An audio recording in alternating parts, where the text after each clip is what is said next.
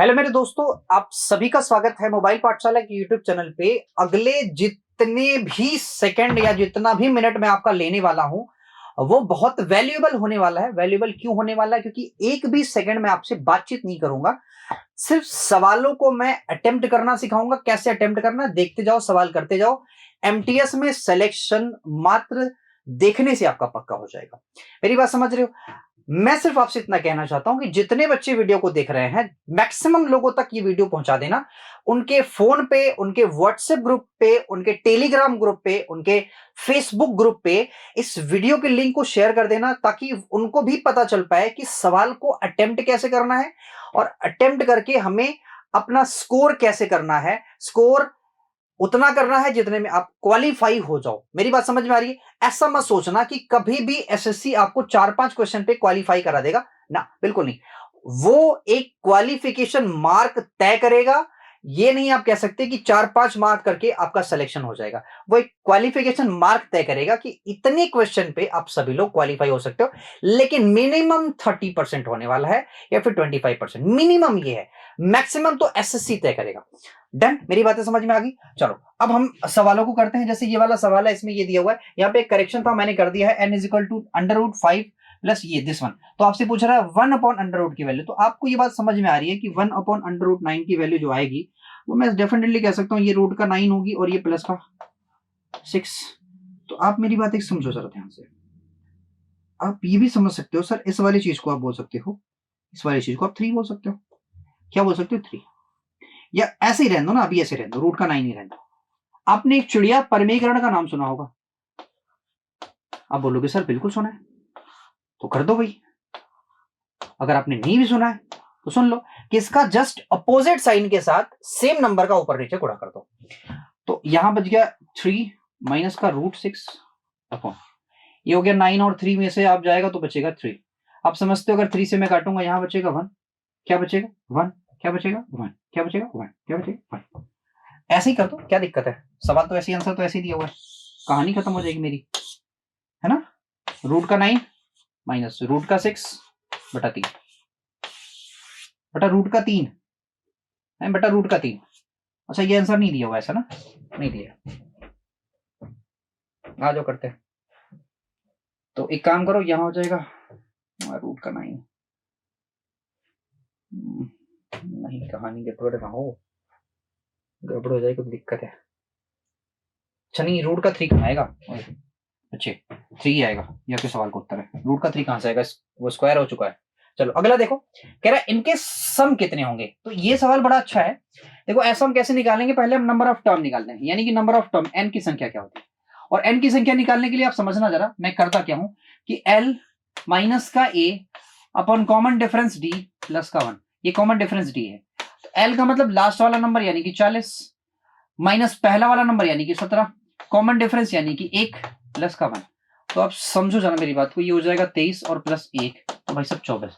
यानी मेरी बात सुनना ध्यान से कि यहां से लेके कुल मिला के मेरे पास 24 संख्या है। अगर आपको निकालना है एस एन, तो आप फॉर्मूला जानते हैं एन बाई टू। क्या जानते हैं? N by two. क्या जानते हैं? N by two a plus L.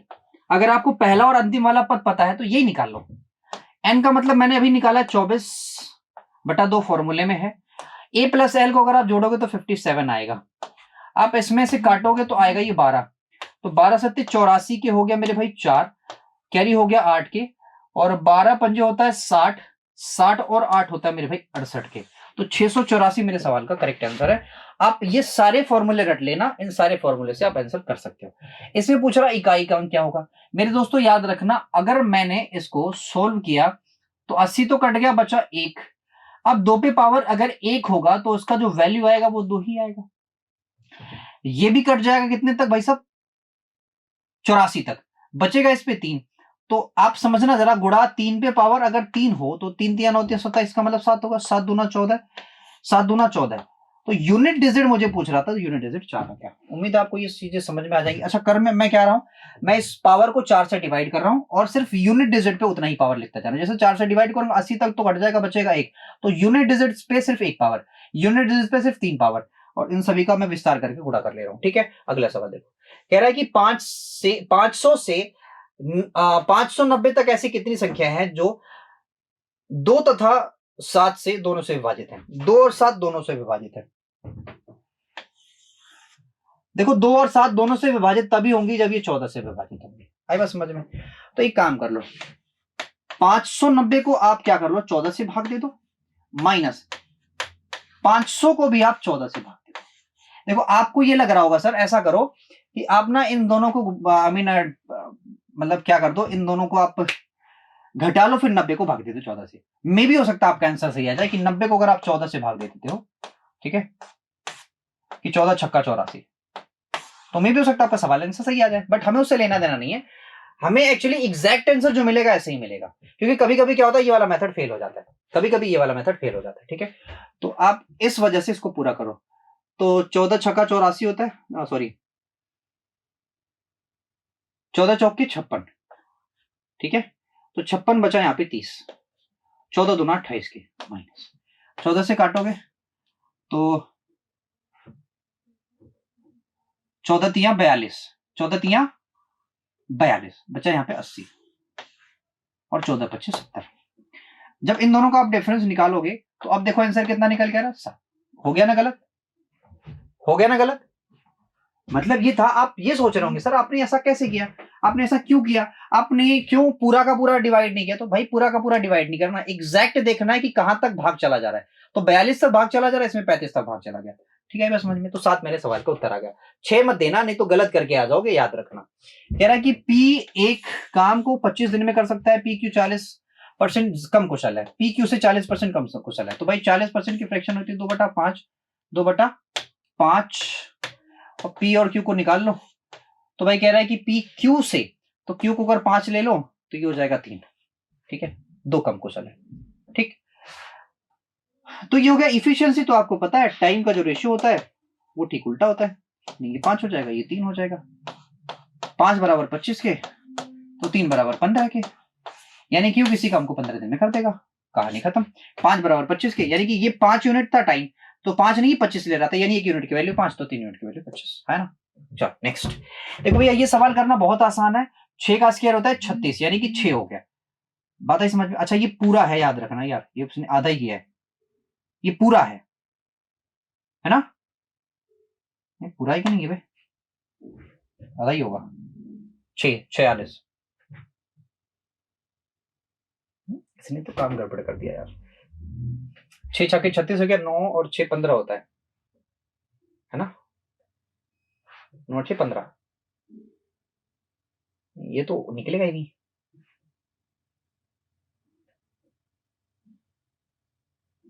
अच्छा निकल तो जाएगा। अरे मैं क्या दिमाग सोच रहा हूँ यार, देखो जरा, यहाँ हो गया 6 के, यहाँ हो गया +3 के, ठीक है, और ये हो गया मेरे भाई कितने के, 40 के। सभी को जोड़ोगे तो आएगा रूट का कितना, 49, और ये 7 आपके सवाल का उत्तर हो जाएगा, ठीक है। नेक्स्ट कह रहा है पाइप ए एक टंकी को 10 मिनट में भर सकता है, बी 12 घंटे में भर सकता है, सी भरी हुई टंकी को 6 घंटे में खाली कर सकता है। यदि सभी पाइप को खोल दिया जाता है तो 12 घंटे बाद टंकी कितना भर जाएगी? तो ये सिंपल सी बात है, आप जरा देखो ध्यान से कि अगर मैं ए और बी और सी की अगर इफिशियंसी निकालूं तो वो कैसे निकलेगी, क्योंकि ये 10 है, ये 12 है, ये 6 है, टोटल मैं ये बोल सकता हूँ कि 60 आपके सवाल का क्या हो जाएगा एलसीएम। ये 6 हो गया, ये 5 हो गया, ये भाई सब 10 हो जाएगा, ठीक है। ये माइनस है, ये दोनों प्लस है। समझना जरा, अगर एक साथ सभी खोले जाएंगे तो ये दोनों तो भरेंगे लेकिन ये खाली करेगा, यानी टंकी आपकी ओवरऑल एक क्षमता से क्या होगी सर, भरना स्टार्ट होगी।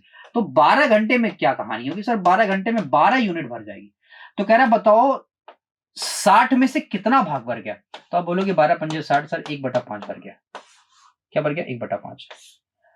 1/5 भर जाएगा, 1/5 क्या होगा, भरा जाएगा। लेकिन अगर खाली बोलेगा तो 4/5 खाली होगा, ठीक है। समलंब की दो समांतर भुजाओं की लंबाई ये है और ये है, कह रहा उसका क्षेत्रफल ये है, तो कह रहा बताओ उनके बीच ऊंचाई बताओ। तो मेरे दोस्तों आप समलंब कोई भी अगर समलंब होता है तो उसके एरिया का फॉर्मूला ही यही होता है कि भाई साहब 1/2, है ना, समांतर भुजाओं का योग, यानी समांतर भुजाओं का योग ये हो जाएगा 23 के, और आप ये भी जानते हो गुणे बीच की दूरी यानी कि हाइट के, है ना, यही होता है ना। तो अब यहाँ पे 460, तो इसके सवाल का उत्तर दिया है, 2 का गुणा इधर कर दो, 23 से आप क्या कर दो, भाग दे दो, ये हो जाएगा एच की वैल्यू। तो 23 दूना 46, 20 हो गया, 20 दूना 40, यानी एच की वैल्यू होगी मेरे भाई एच की वैल्यू होगी, एच की वैल्यू क्या होगी 40 मीटर। ये आपके सवाल का सही उत्तर है ना। नेक्स्ट कह रहा है एक थोक विक्रेता है, कह रहा है क्रय मूल्य से 60% अधिक अंकित करता है, 10% छूट देता है। तो 100 की चीज को उसने 160 अंकित किया और 10 की छूट दी, यानी 16 रुपया कम इसमें देगा, तो 144 में क्या कर देगा, बेच देगा। तो कितने का प्रॉफिट, अच्छा 144 नहीं है, कह रहा है कि 544, कह रहा है 544 रुपए में कलम खरीदे, है ना। तो 504 ये बराबर हो जाए 144 के, तो 100 यूनिट की वैल्यू बतानी है, तो 100 का गुणा कर लो और 144 से भाग दो। तो 12 से भाग दो, 12 से काटो, 12 चौका 48 और 12 दूना 24, ठीक है, 12 बरे में 144 है ना, 7 चक्का 42, ये तो नहीं कटेगा नहीं ना, 7 चक्का कट जाएगा, देखो 6 सत्ते 42, 7 हो गया और यहाँ 2 बच गए, यहाँ हो गया 50, ठीक है, 7 25 35 350, ठीक है। नेक्स्ट एक व्यक्ति कह रहा है कि 528 रुपए में एक जोड़ी जूते खरीदता है, कह रहा है कि इसका अंकित मूल्य इस तरह निर्धारित करता है कि 12% छूट देने के बाद भी उसको 40% का क्या होता है, प्रॉफिट प्राप्त होता है। तो कह रहा है इसका अंकित मूल्य बताओ। तो सिंपल सी बात है, ये एमपीसीपी वाला लगा दो, एमपी बटा CP that is equal to 100 plus profit upon 100 minus discount, ये वाला लगा दो, फॉर्मूला आ जाएगा। तो भाई साहब सीपी दिया, एमपी आपसे पूछ रहा है, एमपी पूछ रहा है आपसे, सीपी दिया हुआ 528 के इक्वल टू, तो ये छूट दे रहा है, तो आप ये समझते हो यहां हो जाएगा 88 के, और ये प्रॉफिट है तो यहां हो जाएगा 140 के, है ना। 11 से देखो, 11 चौके 44 होगा, 11 अट्ठे 88 होगा, है ना, यहाँ पे 8 हो गया, 8 छक्का 48, 6 हो गया, 14 चौके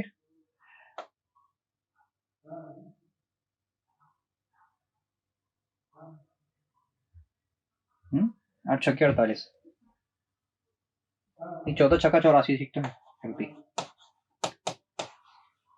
समझ में आई बात, 14 छक्के 84, मैं 14 चौके बोल रहा था तभी तो गड़बड़ हो रहा था। चलो कह रहा भाई 9180 रुपए को MNO में इस प्रकार विभाजित किया जाता है कि M को N के हिस्से का 5/2 भाग, 5/10 है, ये क्या है 10/5 भाग, O को M के हिस्से का, भाई साहब M के हिस्से का 5/6 भाग। अच्छा जी, तो ऐसा करो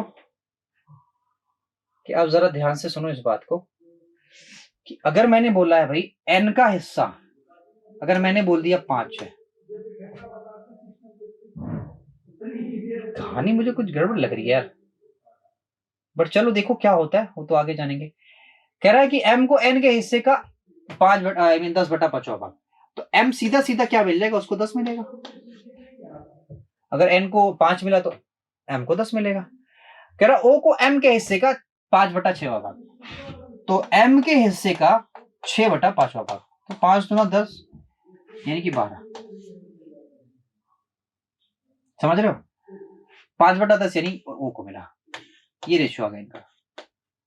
अब 15 और 12 होता है 27 के, कह रहा है ये है 9 इसके ऊपर, तो 9 3 27 हो गया, और 9 से काटोगे 9 1 कम 9, 9 दूना 18 के, 3 से काटोगे तो 1 यूनिट की वैल्यू मिल जाएगी, 3 3 9, 3 चौके 12, 340 के। आपसे बोला बताओ ओ का हिस्सा कितना होगा, तो सर ओ का हिस्सा 12 है, यानी कि 340 गुणे 12, तो यूनिट डिजिट के हिसाब से मेरा आंसर हो जाएगा 12, 12 चौके 48 के हो गया 8 मेरे भाई, और ये वाला उत्तर हो जाएगा। कहानी आपको समझ में आ रही होगी, है ना। नेक्स्ट आपसे कह रहा है कि यदि ए का दिस वन, बी का दिस वन, तो कह रहा है बी का रेशियो बताओ। तो देखो यार हमें रेशियो ये हटा देना पड़ेगा, क्योंकि अगर यहाँ पे दोनों में सेम जगह डेसिमल है तो डेसिमल को हटा दो, 9 से काटो 9 छक्का 54, 11 9 99, तो ए का वैल्यू आप 11 ले लेना, बी का वैल्यू आप 6 ले लेना, यानी 11/6, ये ए का वैल्यू हो गया और ये बी का वैल्यू, बिना किसी दिक्कत के अपने सवाल को आंसर दे दिया। अगला सवाल ये है, कह रहा है 11 संख्याओं का औसत मेरे भाई कितना, 8 है, कह रहा है यदि एक संख्या 12 को हटा दिया जाता है तो औसत बताओ कितना होगा। यार सिंपल सी बात है, अगर 11 संख्याओं का औसत मेरे भाई कितना है, 11 संख्याओं का औसत क्या है, अगर 8 है, ठीक है, तो आपसे इसने पूछा है बताओ, यहां पे 10:1 हो गया, क्योंकि 12वीं संख्या ये है ना, और 12वीं संख्या कितनी है 12, मतलब 11वीं संख्या कितनी है 12, कहता बताओ, आपसे पूछ रहा है कि 11 संख्याओं का जो एवरेज है वो कितना है। 11 संख्याओं का एवरेज पूछ रहा है आपसे, है क्या पूछ रहा है? 10 संख्याओं का उससे पूछ रहा है। एलिगेशन लगा दो, क्या दिक्कत है? तो आप इन दोनों का अगर डिफरेंस लोगे तो आया भाई साहब 4। तो 10 बराबर अगर 4 के आ रहा है, 10 बराबर अगर 4 के आ रहा है, तो सिंपल सी बात है, 1 यूनिट की वैल्यू पॉइंट का 4 होगी। डन, 1 यूनिट की वैल्यू पॉइंट का 4, 1 यूनिट की वैल्यू पॉइंट का 4, तो यहां से पॉइंट का 4 क्या कर दो। अभी ये वाला चीज बड़ा है तो ये वाली चीज छोटी, की पॉइंट का 4 घटाओगे तो 7.6 इस सवाल का राइट आंसर आएगा। और भी तरीके करने के लिए, अगर आप और भी तरीका अपनाना चाहते तो और भी कर सकते हो। 60 ग्राम चावल बेचकर एक व्यक्ति को 20 ग्राम चावल के क्रय मूल्य के बराबर भाई साहब हानि होती है। तो एक काम करो ना, आप 1 ग्राम का सीपी मान लो, 1 ग्राम का सीपी मान लो। 1 ग्राम का सीपी जो होगा, सपोज करो वो आपने 1 रुपया मान लिया, तो बताओ 20 ग्राम का सीपी कितना होगा? तो आप बोलोगे सर 20 ग्राम का सीपी 20 रुपया होगा उस हिसाब से, है ना? तो 60 ग्राम का सीपी कितना होगा? 60 ग्राम का सीपी 60 रुपया होगा। क्लियर बात है ना? बातें समझ में आ रही है? इसने ये बोला है कि 60 ग्राम की चीज यानी 60 रुपए की चीज है, ठीक है। कहता 20 के बराबर इसको क्या होता है? हानि होता है। बात समझना भाई कि हमें सीपी तो पता है ऑलरेडी, सीपी पता है, सीपी 60 रुपए है। कितना हानि होता है सर? 20 का। तो 20 का हानि होता है किस पे? होता है 60 पे। कुछ भी नहीं करना यहाँ पे, 20 का हानि किस पे होता है? 60 पे, है ना? अगर हमको निकालना है लॉस परसेंट, तो 20 तिया 60, 1/3, 1/3 को आप क्या लिखते हो? 33, 1/3, मतलब 3 भी कर सकते हो। कह रहा है कि यदि कुछ पुस्तकें 9 रुपए प्रति पुस्तक की दर से खरीदकर 15 रुपए प्रति पुस्तक की दर से बेची जाती है, तो सिंपल सी बात है, बताओ कितना प्रॉफिट हो रहा है 9 से 15? देखो, जितनी पुस्तक को खरीदा रहा है उतनी को ही बेचा जा रहा है, तो हमें सिर्फ रुपए में डिफरेंस देख लेना है, यानी 6 का प्रॉफिट किस पे हो रहा है? 9 पे। तो ये हो जाएगा भाई साहब 2/3, और आप समझते हो 2/3 को 100 से गुणा करके हम परसेंटेज में चेंज करेंगे तो 66 सही, 2/3 लिखो, या फिर 6 जहां दिया होगा वो भी आपका सवाल का उत्तर हो जाएगा, ठीक है। दो संख्याओं का योग बड़ी संख्या का 150, बड़ी संख्या का 150%। तो 150% का जब मैं फ्रैक्शन निकालूंगा तो ये आएगा 3/2। तो बड़ी संख्या अगर मैं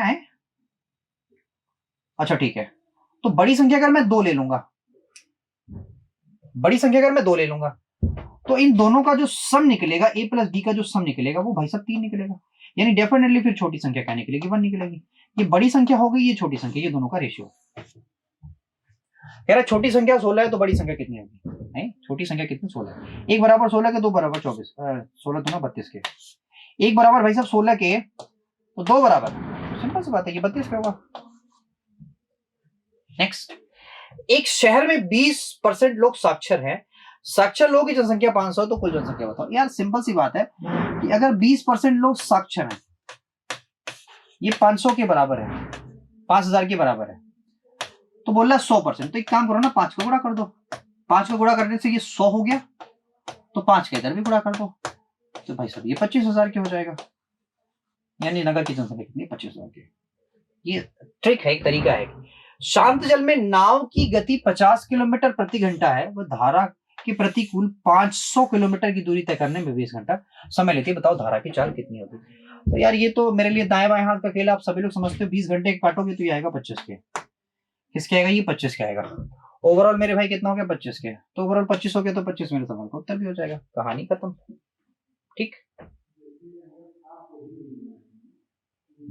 एक रेलगाड़ी 9 किलोमीटर प्रति घंटा कैसे चल रही है? एक टेलीफोन के खंभे को पार करती है, और रेलगाड़ी की लंबाई मेरे भाई 360 मीटर है। कहता बताओ खंभे को पार करने में कितना समय लगेगा? तो 9 किलोमीटर पर घंटा है, तो इसका मतलब बोल सकता हूं कि ये 2.5 मीटर पर सेकेंड आएगा।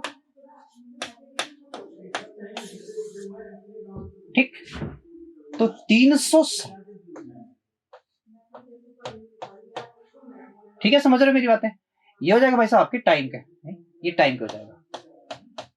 तो इसको ऊपर कर दोगे, 5 से गुणा भाग दोगे, तो ये बच जाएगा 2 का गुणा ही कर लो, क्या दिक्कत है? 4 से गुणा ही कर लेना है, 2 का गुणा, इधर भी 2 का गुणा, 4 का गुणा कर लो, इसको हटा दो, तो 5 दोनों 1 तो कट गया, 4 से गुणा कर लो, टी बराबर कितना होगा? 144, है ना भाई? आज का लास्ट सवाल है, इसको जरा देखेंगे। कह रहा है एक राशि चक्रवृद्धि ब्याज की दर से 5 वर्षों में 3 गुना हो जाती है। बहुत सिंपल सा सवाल है। कहता है 5 साल में 3 गुना हो जाती है, कोई एक राशि है, कह रहा है 5 साल भाई 3p हो जाती है। कह रहा कितने साल में ये 9p हो जाएगी, 9 गुना हो जाएगी, सिंपल सी बात। एक काम करना, इसका क्या कर लेना आप, इसी जो 3 गुना लिखा ना, इसी की पावर में इसको तोड़ लो, तो 3p पावर 2। अब क्या करो भाई, अब कुछ ये जो टाइम है ना 5 साल, इसमें इस पावर का गुणा कर दो, तो कुल मिला के 10 साल लगेंगे भाई साहब कंप्लीट होने। देखा आपने, हमने बहुत ज्यादा सवाल लगा लिया बहुत कम टाइम में, बहुत छोटे से टाइम में बहुत सारा काम कर लिया। ये हो कैसे सका है? ये हो ऐसे ही सका है कि ये लगातार प्रैक्टिस है। उम्मीद है मैंने आपसे बहुत ज्यादा बातें भी नहीं करी हैं, सेशन आपका बहुत लंबा भी नहीं खींचेगा, 20 सवाल आपके बिल्कुल आराम से कर लोगे आप, प्रैक्टिस बहुत बढ़िया से, और बहुत सारी चीजें इंप्रूव होंगी। अगर आप बेसिक से सीख रहे हो तो समझ लो यहाँ पे बहुत सारी चीजें इंप्रूव होंगी। फिर भी अगर आपको किसी भी सवाल पे कोई डाउट है तो कमेंट बॉक्स खुले हुए हैं, मैं डेली कमेंट पढ़ता हूँ, कोई ऐसा कमेंट होता नहीं जो रिप्लाई करने वाला हो, रिप्लाई करने वाला होता तो मैं जरूर रिप्लाई करता। लेकिन अगर आपको ऐसा लग रहा है कि मुझे इस क्वेश्चन में डाउट है, या ये क्वेश्चन आप कुछ किसी और तरीके से कर सकते थे, तो उस क्वेश्चन को आप कमेंट करोगे, उस क्वेश्चन को हम एक क्वेश्चन अलग से अलग लेक्चर में हम ले लेंगे। ठीक है, आज इतना ही। Thank you very much, bye bye, take care, enjoy करो, बाकी एग्जाम आ रहा है, मेहनत करो बस। Thank you very much.